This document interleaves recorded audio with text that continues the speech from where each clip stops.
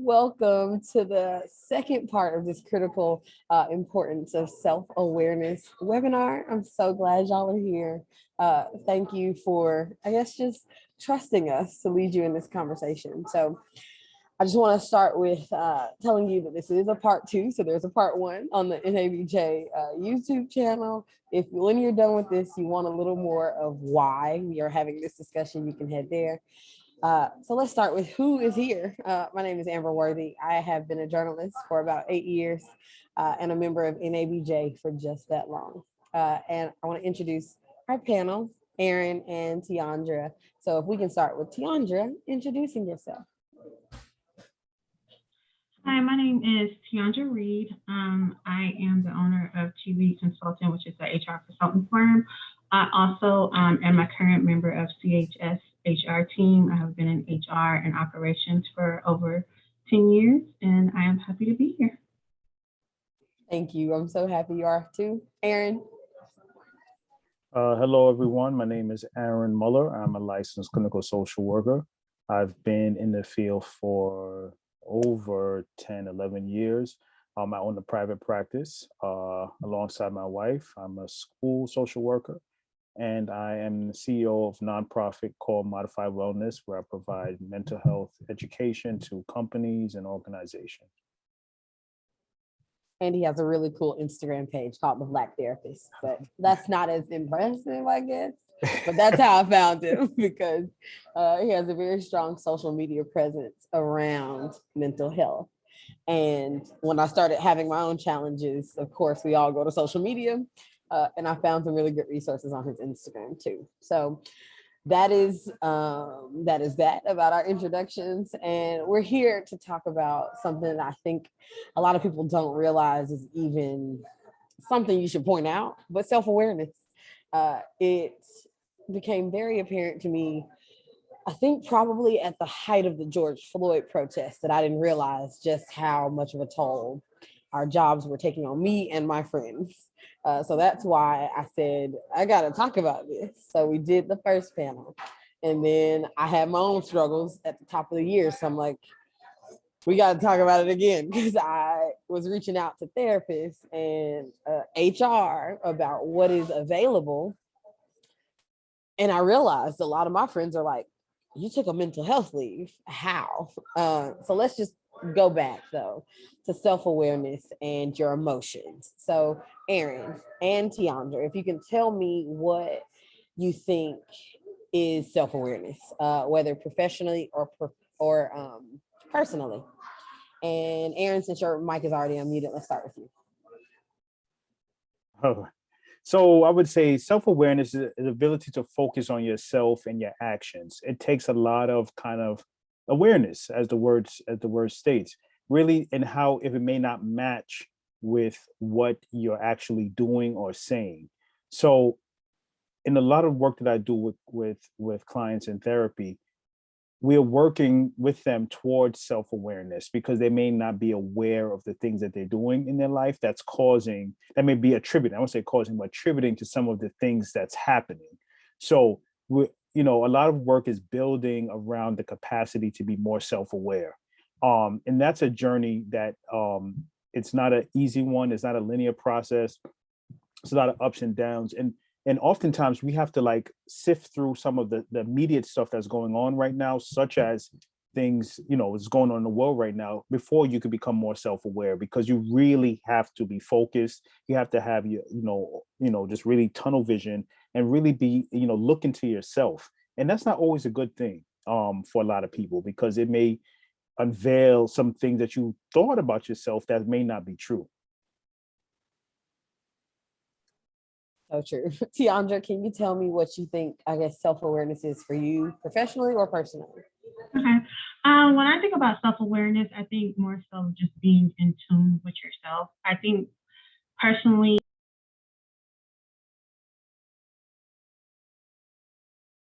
your self-awareness is not just compartmentalized from professionally to personally. I think it all ties into one.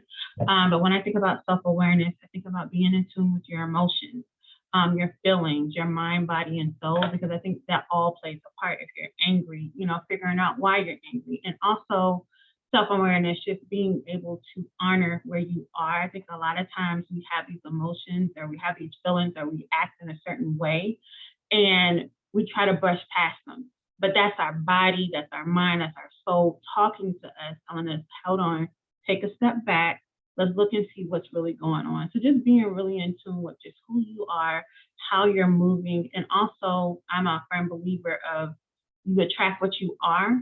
So being aware of your surroundings, because your surroundings tell you a lot about yourself.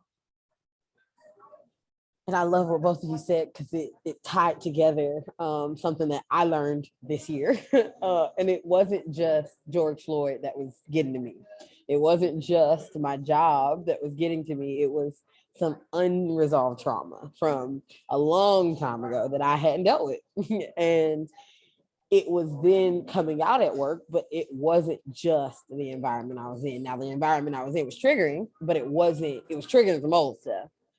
And I think sometimes we do end up, everybody will take out their anger or their sadness outside of the place that caused the sadness in the first place. Because Aaron said it's outside of what's happening right now sometimes. It's everything. And I think I had to lean on my support system to help me bring that, make it make sense, because I thought journalism was the problem. I got to get out of this newsroom and never go back to a newsroom ever again. But that wasn't the problem. I needed to take some time off and deal with everything else that I was dealing with. So that brings us to the next question about self-awareness and asking for help. So Tiandra, if you could talk about what that looks like from an HR perspective, and I guess then go into what is available, and we can talk about we'll talk through some of the things I did and what might be available too. Let's start with that. I do know a lot of times you'll hear from your company when you walk on the door, you leave your personal life there. I think anyone who is human realize that's not possible. So I do feel like a lot of companies, a lot of businesses put different programs out there to assist with some of the things that are going on at home that kind of flow into work. I am a personal believer. If your home's not right, you're not right, nothing else will be right, no matter how you try to hide it. A lot of companies have a lot of different resources. For one of the most popular ones is FMLA. It's between the 12 to 26 weeks, depending on why you have to be out. A lot of people think about FMLA and they think about you go out for pregnancy or for surgery. Actually, it's not just that. They do offer FMLA for illnesses, mental illnesses. One of the most common ones is stress. You can go out on FMLA for stress, and I don't know if a lot of people know that. With FMLA, it's unpaid unless you have short-term disability. However, it does protect your job while you're out. The only thing about FMLA, certain companies have to meet certain guidelines to be able to have FMLA. So also, if your company does not have FMLA, look into leave of absences. Every employer can generate their own leave of absence that will also be job protected. There's also things called intermittent leave. So if you have migraine, you can qualify for intermittent leave. So if one day you're not feeling good and you need to call out, and then the next day you need to call out, that protects your job as well. One of the biggest resources that we offer that a lot of people just do not have education on is EAP service. Almost every company has it. And that's as far as me being in HR, I can assist to a certain amount, but I'm not certified in psychology. I'm not certified in mental health. So that's when the EAP services come in.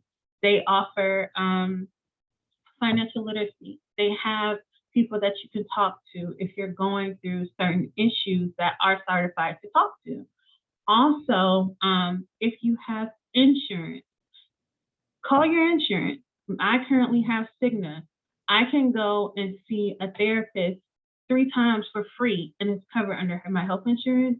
And it also includes whoever is on my policy. So if my husband wants to go see, he has 3 free visits as well. And then if we want to do marriage counseling, we have free visits as well. So the EAP service, I think, is a very beneficial tool that I feel that's not used and talked about enough in the HR world. They have so many resources, so many different providers that, can assist. So my takeaway is to make sure that people are talking to their HR department, because there are so many different resources out there to help and assist, guide you on whatever you have going on in your life.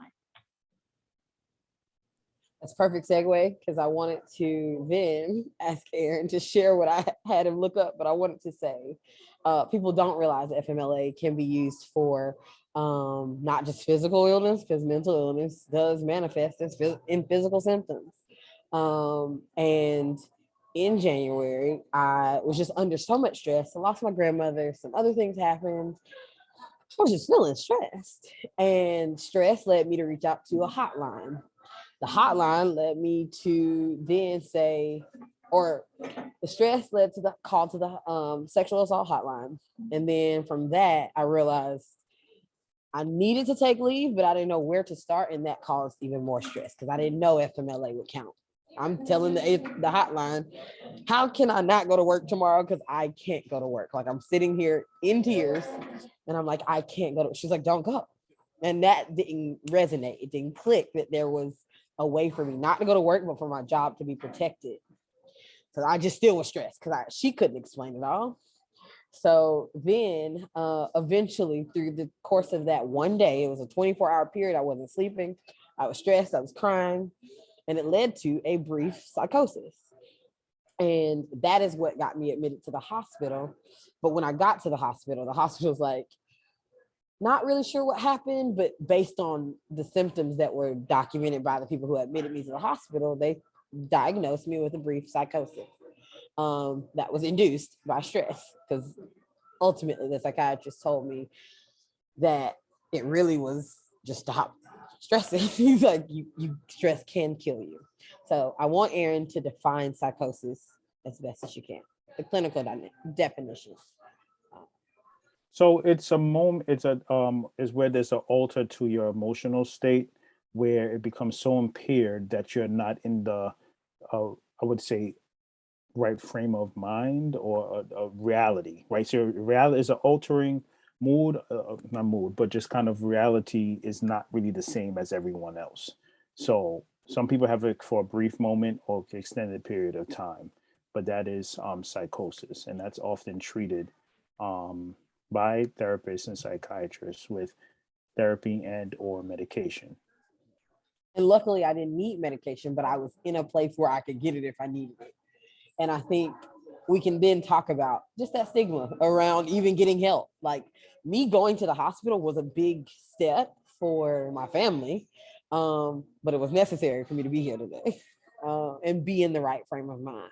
So if you can talk about, Aaron, like how you break down that stigma of getting help when you're so far away from being self-aware that you got to, like, it literally was, I was so, what is the opposite of self-aware? Unaware? Well, I don't know. yeah, I guess, well, you were really in a really, for some people, a really deep, dark place. And that's sometimes, unfortunately, when people really have their back against the wall and get help. But oftentimes I tell people that there were like, this didn't just happen. Like, there was warning signals. The dashboard was lighting up on like the car. It was showing signs along the way. And oftentimes when we often go to the mechanic is when our car breaks down on the side of the highway. That's when we go and get the help.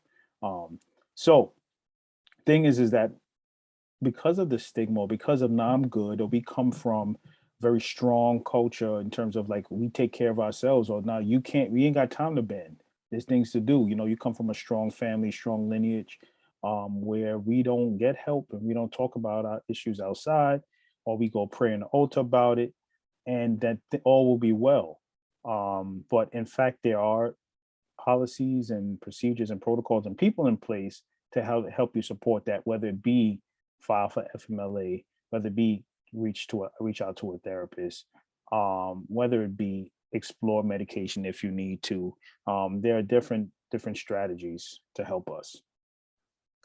And that leads me back to Tiandra. So I guess I know when I was going through it, I think I might have texted HR but what is the process to I guess, how do you normally handle that interaction with an employee who says, I'm tired, but I'm tired to the point that I can't do this? How does that look? Okay. I would also say just first go to who you're comfortable with. If you go to your manager, you know, is supposed to ultimately come to HR, or they can give you some little pinpoints. But I would say most definitely come to your HR person.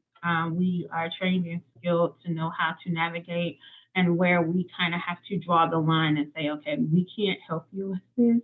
Let's get you some help. So I personally would say the HR is like a motherboard. It's like mother, it's home. It's supposed to be a safe haven. It's supposed to be a safe place. So most definitely start with your HR department. And just in order for us to be able to help you, you have to be open to communicate. And that's what I realized most definitely is a barrier. Getting people to open up and say, hey, what the problem is, I can't help you if I don't know what's going on, type of thing. But you start with us. If I can sense that someone isn't comfortable, then I go ahead and I start providing that information, like I mentioned before about the EAP services, or hey, maybe you should take some time off. I'm quick to offer and say, hey, let me reach out to your manager and let them know we're going to give you a couple of days off, because sometimes people just need that time to just relax and not worry about. I think sometimes you get so caught up in, oh my God, I don't want to lose my job. However, we all go through stuff. We Somebody all to advocate for taking time off, like it's trendy now to advocate for PTO, but it does help to have somebody in HR who says, take here, like here's your time off, Yes, and if you I think out in California, they started like having those mental health days where it's included in the benefits package to have those days off. Like, we've been through a lot. So I kind of just take a step back, most definitely listen. Everybody wants to be heard. So most definitely listen to what the problem is and then know how to navigate. It may be, hey, you just need a couple of days off, cool off, get yourself together. And then it might be like, hey, this might be a little bit more serious. When you come back, let's see how you regroup, and then we can move forward. I didn't want to say, if you have questions, you can put them in the chat box. I have been a very open book about what happened, because it was normal. Like, I reached out for help, and those days in the hospital were actually pretty great. Like, I didn't have my phone. I did not have a responsibility to think about. All I had to do was focus on myself. So if you have any questions about that experience, about, I don't know, an interaction you're having in your newsroom right now about taking time off. I know in newsrooms, it is sometimes very hard. It feels like you have to work every day of your shift because we're a 24-hour business. But I want you to be open with asking questions if you're struggling with taking time off, because I can help you navigate, because I started to have to take time off. So if you have questions about taking time off, if you have questions about HR, if you have questions about therapy, we're all here to answer them, and we would love to take your questions. I would love to see what people are thinking about, because I've talked to my friends individually, but this, of course, platform is a lot bigger. So if you have questions, please put them in the box. You had something there? Amber, Go ahead. I was just making a suggestion, because this still kind of, you may not want to share. So, in this open platform, so I don't know if they have the option to everybody to rename, themselves as Love. And then, therefore we won't know who is who. And then feel free to answer, to ask any questions. So and I think you can also put anonymous, I think, also, if you put it in the Q&A box. If you type it in the chat, yes, change your name if you want to be anonymous. But I'm 97% certain you can put questions in and hit anonymous. but that was a good point because this is a very sensitive topic. Right. It's Right. very, and if you want to DM me, I will never tell anyone. Right. Right. You can send me a DM, but this is hard. It is Yeah, hard. because I'm thinking just the roles that you guys are is a very powerful role, and to have to say that you know something is wrong with me, is this some type of lash, um, Oh, yeah. or repercussions, right? In terms of like, okay, you're not fit to be, Whew, at, yes. to be on the 6 p.m. news or I something like have that. gone through what's crazy is we'll take some time. I'm gonna get to Earl's question, but that is such a good point, and I'm so glad you brought that up because when I was going through it, I was going through it quite publicly. I don't, and this I've never said this publicly, but the night before I had to go to the hospital, I was on a really interesting Twitter rant, and I won't say your name. True, yes, good to say. So yes, if you have a question, I won't say your name. But the night before, I was on a very interesting Twitter rant, and we all know I was not in my right state of mind because I said some things that just weren't. They lacked tact. They weren't incorrect. They weren't mean, but they just lacked tact. And it was things I should have said privately, but then I had said privately, and I just got to my breaking point. And for a long time, I did feel like not only did I feel like I wasn't fit to do the news anymore. I felt like anyone who saw my Twitter rant or any of my videos, well, I didn't do videos that night, but any of the videos after I got out of the hospital, they might have thought, oh, she can't do the news anymore. So I appreciate you bringing that up because I want to tell anybody who might feel like that your mental health problems make you unfit. It's not true.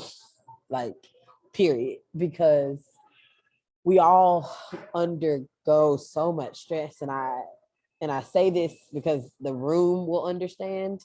I hope this doesn't bother Aaron or Tiandra, but we see a lot of stuff. And I know for a while I was replaying bodies I'd seen, like at crime scenes, because as a journalist, we have to monitor stuff like that so that we don't record it. But because we shield the public from it, doesn't mean we're shielding ourselves from it. So I was literally looked like at scenes where we knew that there were multiple people down, for lack of better terms. I was then having to look for them. And I saw things I didn't want to see. And I know a part of that led to where I had to go. So I knew it didn't make me unfit. I just had to do my job in a way that protected myself a little bit better, if that makes sense. Because I didn't cause my mental health trauma, like a lot of other people caused my trauma. What did Aaron say? A lot of other people attribute it to my trauma. So I just wanted to say that for journalists who might be feeling unfit because of what they're going through, that you're not, and with proper help from therapy and whatever else you seek, like whether religion is a part of that or not, no matter what you go through, it doesn't make you unfit to be a journalist, because I got a new job in a newsroom and I'm using the things I learned in therapy to be a better journalist. Thank you for coming to my TED Talk. So let's answer this question from Earl. What do you do if you need to take a day off for mental health, but you can't do it in a 2-week notice? Tiandra, answer this after I answer it, but I think he's saying you need to take a day off for mental health, but I assume your newsroom might ask for a 2-week notice, maybe. So I'm going to tell you what your supervisor and your manager won't tell you because they need to run a business. A company cannot deny you from taking a day off. I think what he may be referring to is companies will say, hey, if you need to take time off, we need a notice so we can prepare for the business. That doesn't happen all the time. So I would suggest, I wouldn't personally go to your supervisor or your manager because you might get that pushback because they have a job to do, which is run a business. I would go straight to my HR department. Like I said, we cannot deny you from taking time off, especially for mental health. Another thing that I tell your company won't tell you, we have certain guidelines that we have to follow. So if we deny someone from taking a mental health day and that is documented, and something happens, a company that falls back on us, and it's a liability issue. Companies don't want liability issues because that's legal, and then it has to go to litigation, etc. So I would suggest go to your HR person. That cannot be denied. A company should not fire you or retaliate against you for taking that time off. It's not that we have to honor not only if you are unable physically fit to do the job, but if you're not mentally fit to do the job, we have to allow you that time to get yourself together. So go to your HR, talk to them. Like Amber said earlier, you don't have to get into the weeds of your issue, but then they should be able to know how to navigate and make sure you have the resources you need to take care of yourself. And that goes to Erin. So Erin, when somebody, what does it look like to feel mentally unfit to do your job? Because I know I struggled with when to take a mental health day. Eventually, I just started taking the Merle because I was sick. I felt sick. I felt like I couldn't get out of bed, and I just had to say, I can't get out of bed today because my brain won't let me, you know? Yeah. So what is that? Like clinically, I guess, what does being mentally unfit feel like for people? Well, your body, well, for everyone, they respond differently, but definitely there may be difficulty getting out of bed, maybe difficulty sleeping, or maybe just oversleeping. Our body responds very differently. Just not want to go to work. You may just be, tearful, crying, or when you get to work, you are unable to function and perform your duties. You may even notice a lack of interest in doing things that you used to do for fun and activities. You may be more recluse to yourself. Those are all signs of possibly something going on. And before all of this happened, you may start to feel kind of a sense of burnout, perhaps, which is another interesting topic I like to have conversations about. It's just really about what burnout looks like, and it may be starting to creep to where that the need for taking some time off may be coming into play, because it may be something surrounding your job or something like that. So it's very important to kind of be mindful, and that's where the awareness comes in, being mindful of maybe a decrease in work performance, and a decrease in just interest in things that you used to do. And for organizations, when I talk to leadership, is that you want your employees to be productive. You want your staff to want to come to work. So I think companies and organizations needs to create a culture of wellness. And that's kind of, conversations I have, creating a culture of wellness, because we know with more self-aware people, they are more productive and more creative. The research shows that. So a company that pours into their employees' wellness and encourage taking time off when you need it, encourage having maybe a mindfulness room or yoga room in the office, or just creating a culture of like encouraging EAP. I think they need to know how much more money they can make, because now you have staff coming into work, you don't have a high turnover rate, you don't have staff calling out. So it's ultimately going to benefit them, but we have to, and that's part of the stigma too, with companies, because they have their own idea of what mental illness look like. So they don't kind of create this false thing that everybody's okay, and it's really not the case. That is so true. All of it. Like all of it. I had 2 points about mental health days. I know I just started to use my vacation as mental health days, which works. I will say it got me through the pandemic. It got me through those protests, because I then just took a couple of days every month, or like a day here, a day here, a day, like I started, but then I didn't have vacation.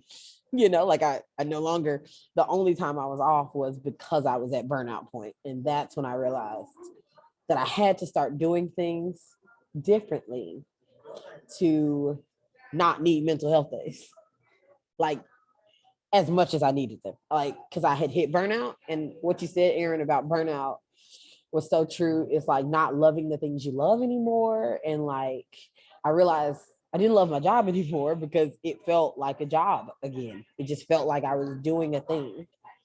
And I didn't lean into one weird thing that I love a lot, Christian hip hop. I was like not leaning into the things that made me happy and made me feel full. So I was burnt out because I didn't have anything else filling me up. Um, and I just had to start not just therapy, but working out. Um, Beets are very good for you in your circulation. Like little things, melatonin, if I needed help sleeping, like things that are here to support you that will help you stay healthier and happier. So that I didn't have such a strain on my mental, including therapy. Like therapy was like 1000%. Like I needed that, but I also needed to supplement therapy with things that made me happy. So we can talk about that a little bit too. What are some things y'all do that help keep you sane? Music, music most definitely is my go-to. I have a oldies but goodies playlist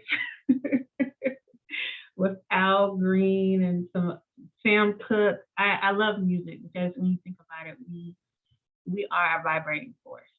So to be on that same level and have that connection. Of course, I'm a woman, so shopping gives me it's very therapeutic, especially when I can find a sale or a bargain or something. I'm a very big family person. When I'm in those moods, I call my sister, I call my mom, I call my dad, just to kind of get my mind off of things. Go for a walk. Sometimes we do need to be alone, but maybe not in our four walls of our home. So just getting out, walking, feeling the fresh air, walking past someone, smiling, telling you, hey, may put you in a good place. So those are the kind of things that I do when I kind of just like, okay, I need to step away and take a break. What about you, Aaron? What are some things you do and some things you tell people to do? Well, I'll that start. help? Well, I'll start what I tell people to do because I need to improve on my own self stuff.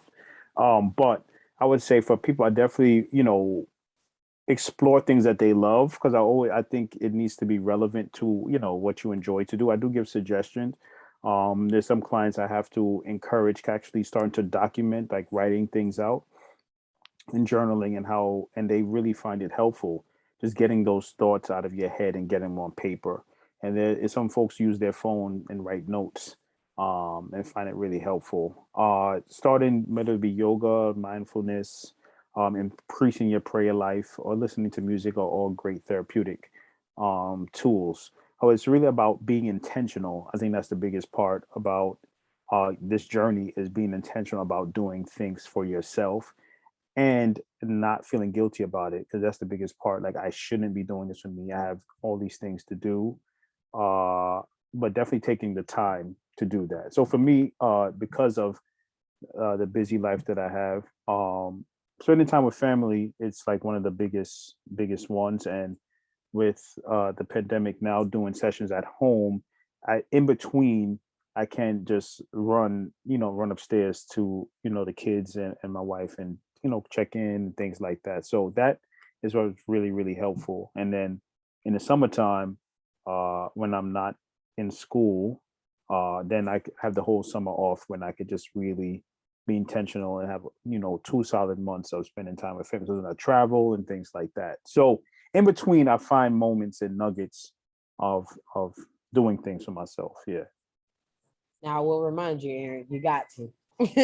You got to. We all got to get better though, because I will realize like if I'm having a bad week, I'm like, did I work out?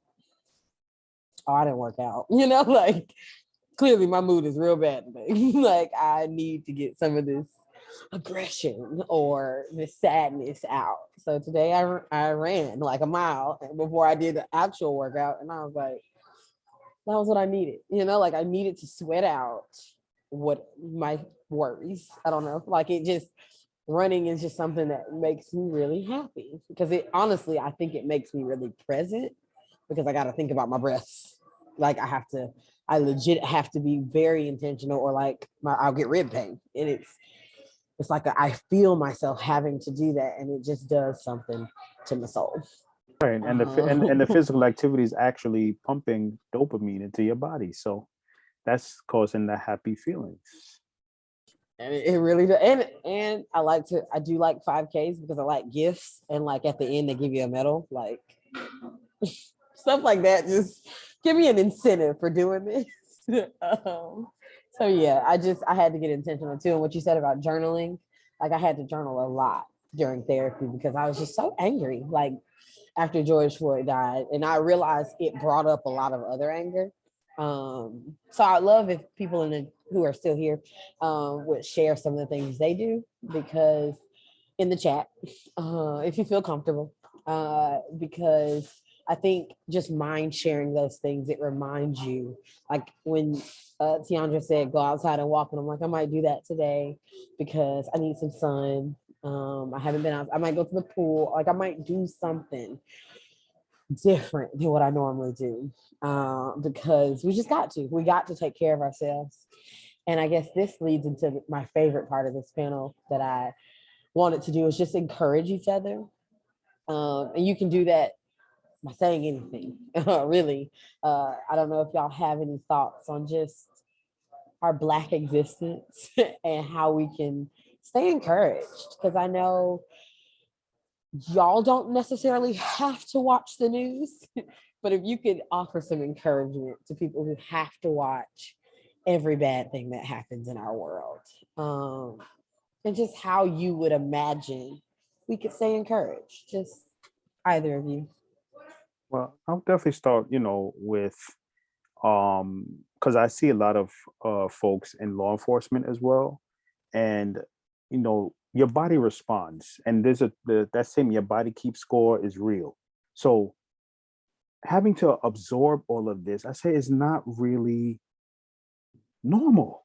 And I like the word normal, but it's not like to absorb all of these things is not, and to see it day after day, your body's going to respond to it. So just as myself as a therapist, it's important that I take care of myself for my client, one for myself, my family, and my clients, so I could show up as my best self. I want to say, in your field, you also, it's imperative that your health and your mental health is paramount. So that means that you're intentional about doing something. It may not be a whole litany of things, but I think the first step is having it become a part of your life. Like, I have to do this. I have to do one thing to take care of myself. So everybody talk about gems and nuggets.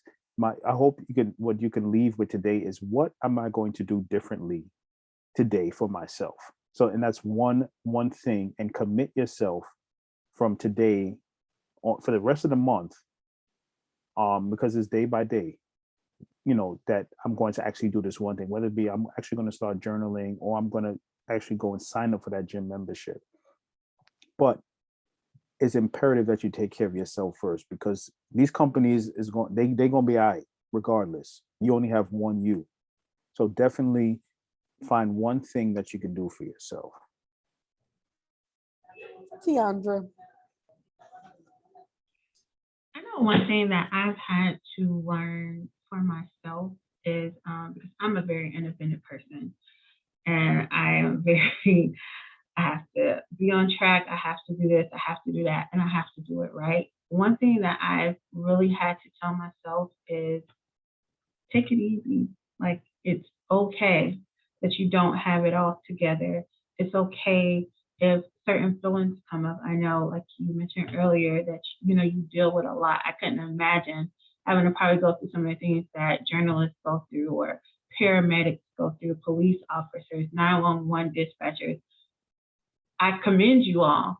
But I will also say, just take it easy. And when I say take it easy, honor yourself. If you see something that upsets you, your feelings are valid, and how you feel is valid. But also have tools in place to not leave you in that space, whether it is seeing a therapist, whether it is someone to go through things that we talked about, to kind of keep your mood going, or whatever that is. I call it, where's your toolbox? Because life happens, and it's not going to stop for us because we're in our feelings or we have a job to do. But that is like the most thing I could just give is just take it easy and be easy on yourself. We're all still trying to figure this thing out called life. We take it one day by a time. Just if you can, just try to have fun with it, see the good in it, but also honor who you are, where you are in your life, because it can get better or worse. It just all depends on you. So you have to make sure that you also take care of yourself. And that reminded me of something you said earlier about calling your friends and family. I know me, I can only speak for me, but I also know some of my fellow journalists will forget to call our friends and family because we don't want to unintentionally dump all the sadness we've ingested over the day. So I just stopped calling because they say, how was your day? And I wanted to say, oh my God, X amount of people died. It just was word vomit. So I didn't want to do that. So I stopped calling. So people assumed I was fine. But I was then starting to harbor every bad story without telling somebody. And this is before I went to therapy, before I got a therapist. So I didn't have anybody I could tell about my day because I felt like I was going to then traumatize them. But just today, I realized that is wrong because I was talking to a friend and she was venting. And then I was like, I've been crying all morning. And she's like, whoa, let's talk about this. So I would say, remember that you got good people around you. And if you don't got good people, you can call me. I will listen. There are so many of my journalist friends who I've said, hey, call me because I got a lot to talk, but I think for us, we need a lot of people because we deal with a lot of stuff. So it'll help you balance it if you talk to lots of people who care about you or just people who understand what you're going through. Because a lot of us will battle silently and then blow up. And it's like, you could have just told 10 people something, you could have just talked to somebody. So yeah. And I don't want to move past this without reminding people, one, that you can comment your questions. We got about 15 minutes. And two, remind people that NABJ is a resource. And I typed this earlier that not only is NABJ full of people who look like you, but people who struggle just like you. Like when I tell you I've picked up and talked to so many random journalists and I'm like, crap, you go through the exact same thing I go through. And it was like identical. And it was like, it just felt like a weight was lifted because I was like, I'm not alone. I'm really not alone. Like everybody is going through this. Even after I went to the hospital, I called a friend in Chicago and we were going through parallel experiences. And had I just picked up my phone, called my friend, I might have felt 10 times better. In the midst of my turmoil, I could have put some of the weight down. So if you don't have people, NABJ is a resource. These panelists, resources. Because honestly, NABJ will make this job feel like it's worth it because you just won't feel so alone. And of course, we know we a lot of us walk into predominantly white environments, and you sometimes then have an added level of feeling alone because not only do journalists feel like, man, nobody understands us, but now I'm the only Black journalist in the room and nobody can understand me. So I would just say, if you are here and you're not a member of NABJ because you can't afford it, reach out because they got resources for that too.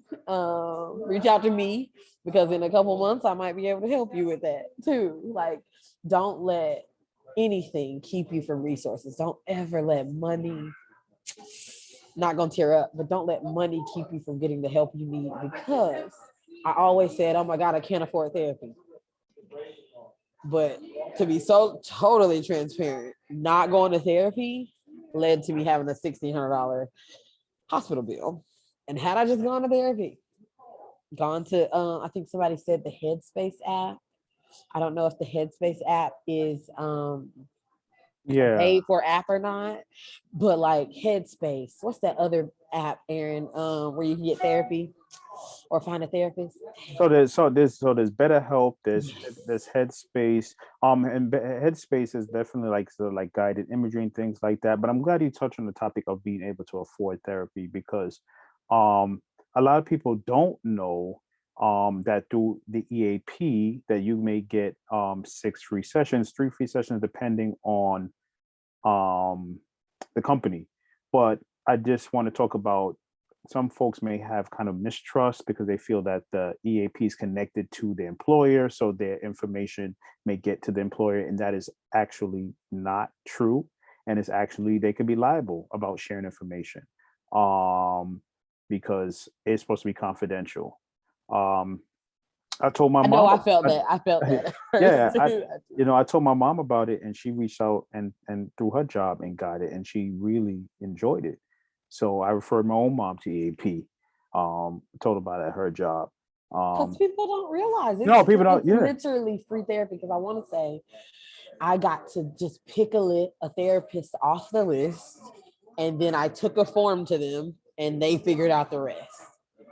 So whether it's 3 sessions, 6 sessions, something, it'll at least get you started. Because I want to say, like in my first couple sessions, the biggest things we went over were grounding techniques, and I still use them to this day, even when I can't go to therapy. So it just go ask, because all you have to do is I think ask for the EAP authorization code from HR. I think that's right, Tiandra. Like you just have to ask for how to get there, because sometimes there's a portal online and there's a code you use. Like just ask for EAP. No one will judge you. Even if they do, it doesn't matter. But like, no, it doesn't matter. Just go get the help you need. Let me move on down my list. Anyone have any questions? I do want to make sure you can ask questions. Let me check the Q&A box. Ooh, we just got a new message. Okay, so I want to say Aaron might know a little bit more too, but when you max out on your EAP sessions, there are some funds for mental health assistance. I'm not going to misquote NABJ, but I want to say someone from NABJ shared with me a resource that paid for therapy. If you want to send me a message, the person who sent that message, send it to me, because there is a fund that was growing to help journalists specifically with mental health assistance. I want to say they approved me for $160 to pay back a therapist that I had already paid for therapy. So when you max out EAP, there are funds. And Aaron, do you know of any other resources? I yeah. know, So what's that page? Oh, sorry. yeah, There's so a that page on Instagram. yeah, so there's a few. One I want to say is I'm not sure if everyone does have coverage with it. I don't know if you're a freelance, if some people are in a freelance space, so you may have to pay out of pocket. Um, if you let your therapist know that, listen, I really want to work with you, but I'm paying I have to do self-pay because I don't have health coverage. Um, do you offer something called sliding scale? And sliding scale be based off of your income. So you may not have to pay upwards of $200-300. They may bring it a little bit down. So some therapists provide sliding scale.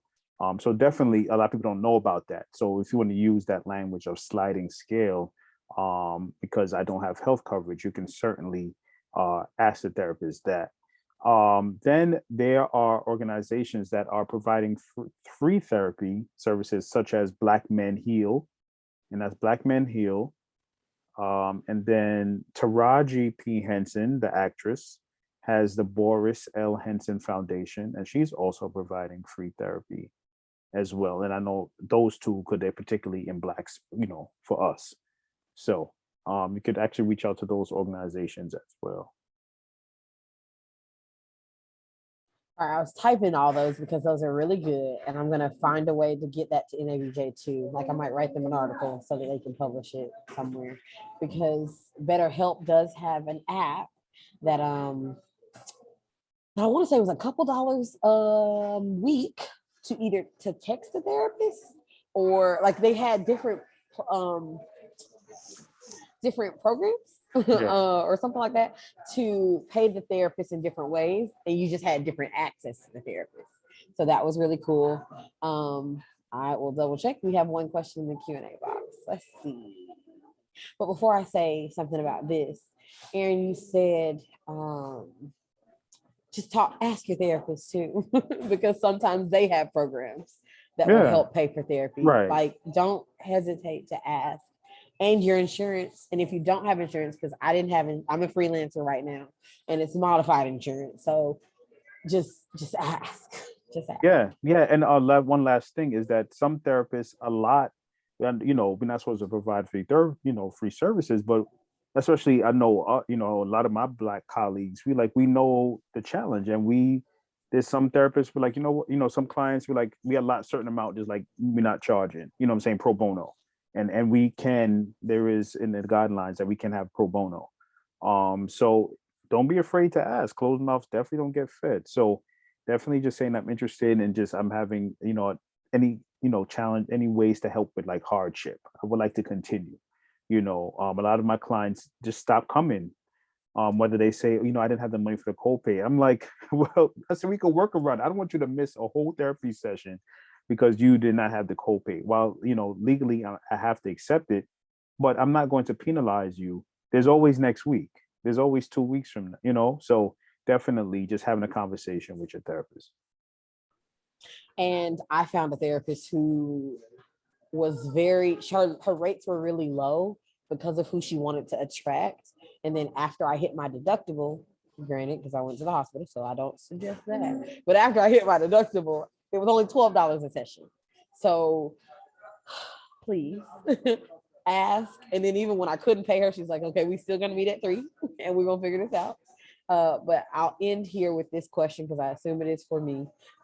As a recent graduate, class of 2022, how can I get to know myself better outside of being a student, to know myself better in order to thrive in the field of journalism? That is a very loaded question. I would love to talk to you more, so you can message me on Instagram and we can talk about it, because I've talked to a lot of journalists about, because when I was about to quit, I didn't want to sway anyone away from journalism because journalism is essential. But what I had to do is build a circle, build a tribe. I have 2 mentors, one that I met who told me to join NABJ, and another that I met in NABJ. So find a mentor who can help you ask yourself important questions, because their questions made me challenge who I thought I was, who I wanted to be. And then I decided who I wanted to be. And then I worked towards being that. So when I said I wanted to be an empathetic journalist, to live with empathy for people you don't know, you have to take care of yourself. And I was doing a horrible job of taking care of myself, but I was taking care of myself so that I could pour into other people. And eventually I realized I couldn't do that alone. So that is how I am able to thrive in this industry.